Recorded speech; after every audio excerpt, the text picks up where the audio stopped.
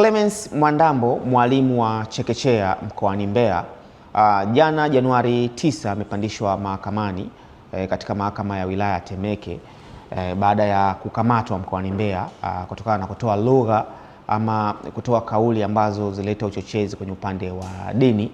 Sasa jana amepandishwa mahakamani na siku ya leo ameachiwa kwa dhamana, lakini kuna masharti ya mahakama ambayo ni binding over. Na siku jana baada ya kupandishwa mahakamani, upande wa jamhuri uliomba mahakama kutoa masharti matatu kupitia dhamana hiyo. Sharti la kwanza lilikuwa ni Mwandambo hatakiwi kufanya kosa lolote kwa kipindi cha mwaka mmoja, lakini sharti la pili lilikuwa ni ataripoti kituo cha polisi kila Ijumaa ya mwisho wa mwezi kwa kipindi cha mwaka mmoja.